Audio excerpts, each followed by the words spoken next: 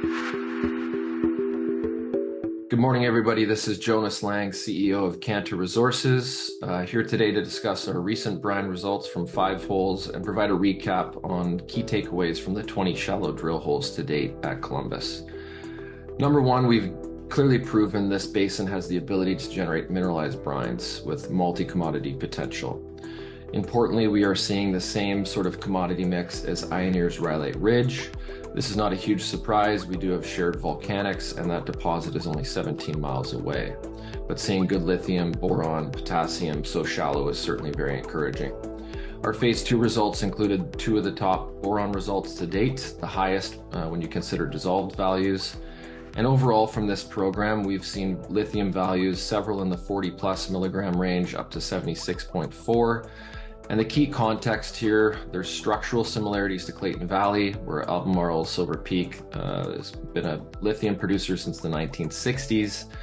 And the important context here is that was discovered with lithium values in the 20-30 range in the upper 100 meters, and we're already seeing values up to 76.4 in the top 100 feet or 30 or so meters.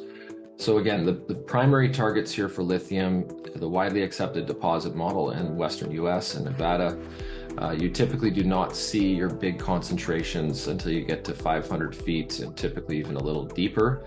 This work we've done to date has shown widespread mineralization, has demonstrated the right commodity mix, and will provide the foundation we need now to go deeper and pinpoint the highest priority locations. So we're very encouraged with the results, and I'm going to welcome in a couple of our key geologists and technical people to walk through them.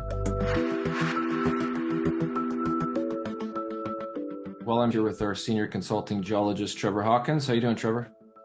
Good, Jonas. How are you doing? Good. We're here today to talk about phase 2 brine results and the shallow drilling to date collectively. We proved that the basin can generate lithium-boron brines, and that was an important step.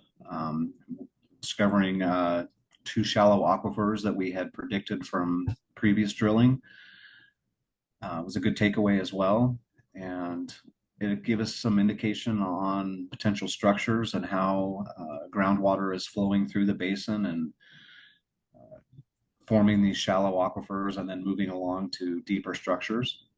So that was a good, inexpensive way to prove out some valuable theories at Columbus Basin. Yeah, exactly. And I know there's borax production at Columbus, and given the same volcanics between ourselves and Ioneer's Rhyolite Ridge, there was an expectation to get boron values, but certainly seeing the concentrations we have, I think speaks to the co-product potential here from any future operation scenario. On the screen here, this is a slide from our presentation just showing the proximity to Ioneer's Rhyolite Ridge. You can see they're 17 miles from us.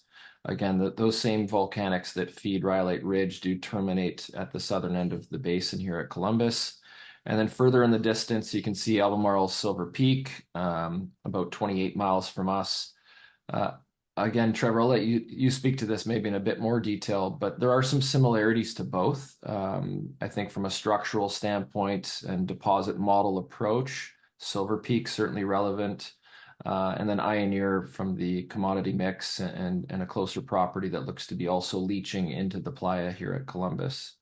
Yeah, absolutely. So yeah, we have significant dual commodity potential here with the lithium and boron.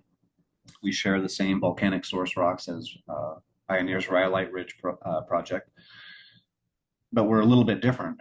We're also very similar to Clayton Valley, Albemarle Silver Peak project that's been going on since the early 60s there, with some added benefits here. Clayton Valley is the basement rocks are about 3,000 to 4,000 feet deep, depending on where you're at in the valley and the structure you're sitting above. And whereas Columbus Basin, we have almost 12,000 foot deep basin that's filled with lacustrine and volcaniclastic sediments, similar to Clayton Valley, but a much deeper basin. And the fact that our basin is both structurally and hydrologically closed is really a key component there, because for the last 25 million years or so, all those minerals that are leaching out of the Rhyolite Ridge volcanics are feeding into the Columbus Basin, and they're trapped there. And the water has no place to go except for through evaporation. And so we're concentrating brines, and we have a really deep basin with good potential for mineralization down to that depth. So that's really what makes it more exciting to me than Clayton Valley. We also have very similar geochemistry to Clayton Valley in that we've seen the same sort of system where lithium is concentrating at depth, and that has to do with solubility and mobility of lithium and structures, which are very similar to the Clayton Valley, except for the fact that we are a closed basin, right? So, and a much deeper basin. So that's really exciting to me, is that we have a good deep basin. We have surrounded by volcanic source rocks, the same as Pioneer's Rhyolite Ridge, which is where we're getting the boron component, which is different from Clayton Valley, and the deep basin, and really excited about it, the potential here.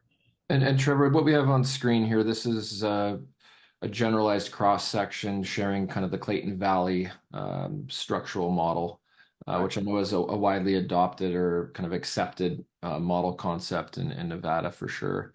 I think for some of our viewers, today's results, phase 2, we can continue to see anomalous lithium and widespread, in that 10 to 15 milligram level. And when you step back and look at the 20 holes collectively, there's a handful of greater than 40 and up to 76.4 in brines. And I just wanted to remind our viewers, we had certainly a conductive low resistivity target right below surface, so compelling to test shallow. Of course, would have we been happy to see a